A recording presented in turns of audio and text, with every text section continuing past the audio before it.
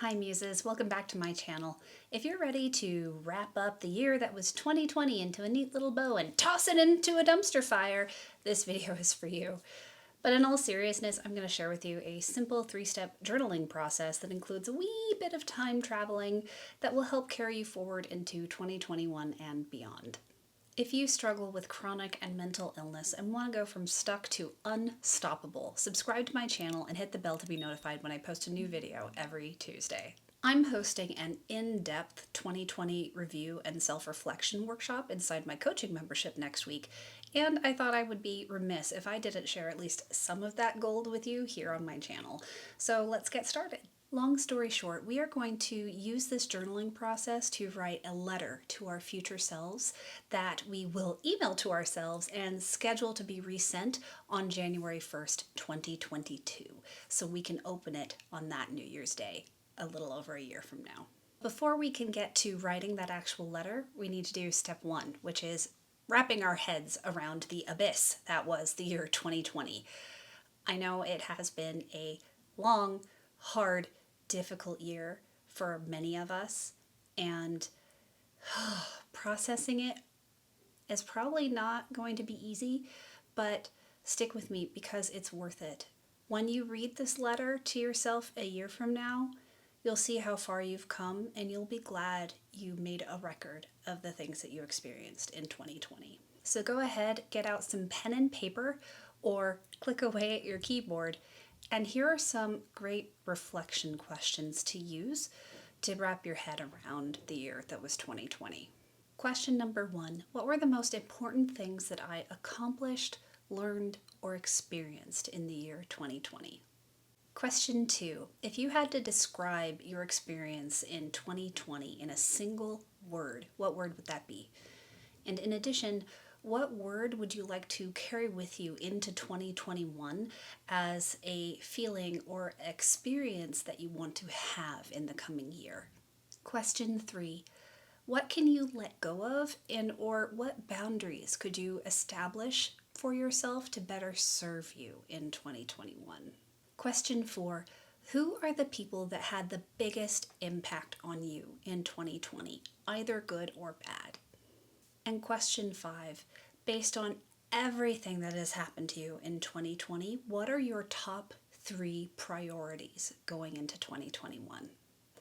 So those are 5 questions to get you started reviewing and wrapping your head around the year 2020 and what it was for you.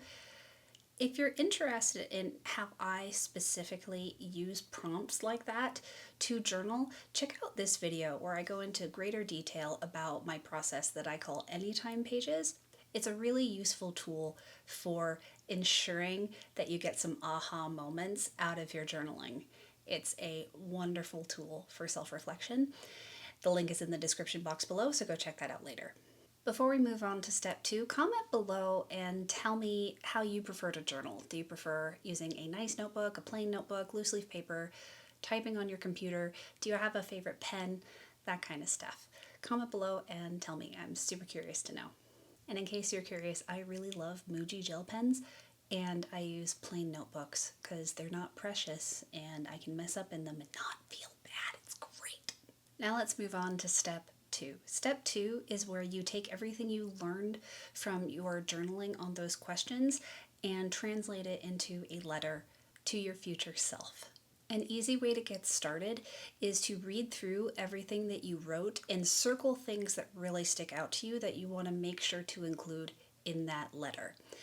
Then, once you've circled everything, you then transfer those things to a list and you prioritize them or arrange them in a way that the related things are together. If you want to get really nerdy, you can check out this video where I teach how I use Notion and Kanban boards to outline. It can be a really useful visual aid to help you wrap your head around a complex topic that you're going to be writing about. The link for that is in the description below if you're interested. Once you have finished prioritizing and outlining all of the things you want to include in your letter, it's time to actually write the letter itself. And this is perhaps the most important part.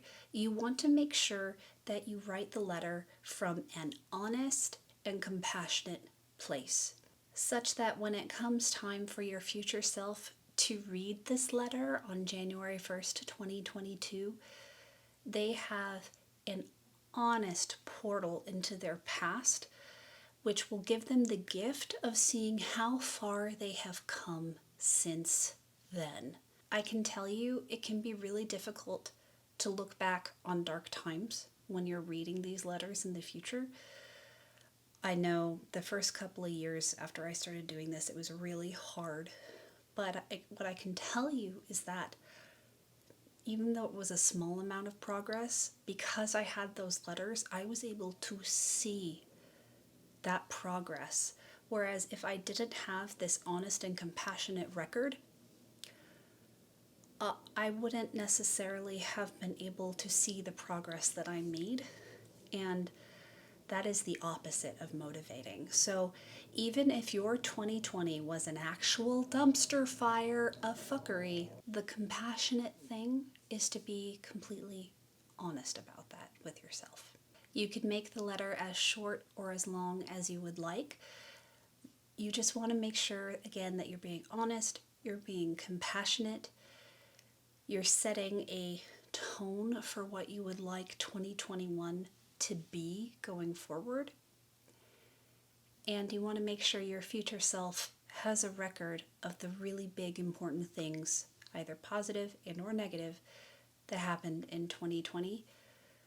So that way at the end of 2021, it's really simple for your future self to compare the 2 years and to see how far they've come. Lastly, step 3. This is the part where you actually send your future self this letter. The way you do that is by typing your letter into your Gmail, and you email it to yourself and hit send right away. And then when it pops up in your inbox, you use Gmail's rescheduling feature to schedule the email to come back into your inbox at a later date, so it's not just living in your inbox until then.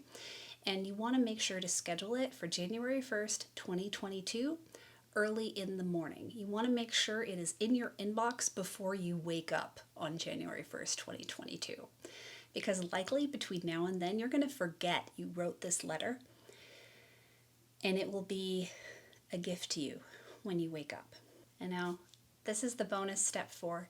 You repeat this process every New Year's Day, and you just add it to the same email. So over time, you actually have a long email chain where the bottom email is your letter to yourself that is the oldest, and then the next oldest, and then the next oldest. And the longer you do this, the more of an honest and compassionate record you have of your past that you can look back on and see how far you've come. Like I said, the first few years when you do this, especially if you're in a dark place, this can be hard to do, but I guarantee you it is worth it, because after you come out of that dark place, you'll be able to see how far you've come. And I know from personal experience, it can be really, really hard to see just how far you've come if you don't have a record of how truly dark a place it was that you came from. I hope you come to love this yearly journaling and letter writing process as much as I do. And if you're interested in some more timey, wimey, wibbly wobbly magic, I recommend checking out my masterclass on a process that helps you overcome procrastination and resistance. In it, I teach you 3 incredible mindset shifts and give you another simple 3-step process. And this is honestly the thing that got me out of my funk. When I look back on my past letters, there were letters from before me using this process, and there are letters from after, and the difference is staggering. So if you struggle with procrastination and resistance of any kind, I highly recommend you go check it out. And you can get access to this masterclass for free. All you have to do is go to the link in the description box below and sign up. If you liked this video, please hit that like button and be sure to share it with your friends. Next Tuesday, I'm taking some time off for the holidays, but I will be back with another new video Tuesday, January 5th, 2021. It'll be the first in a 4-part series to help set you up for success for 2021. Subscribe so you don't miss it. I'll see you then. Bye. Wrap up 2020 into a neat little bow and top it. Top it. If you're ready to wrap up.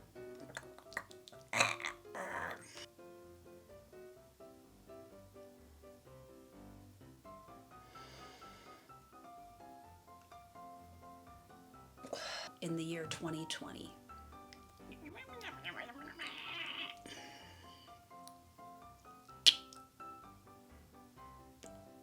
I lost my train of thought. Up into a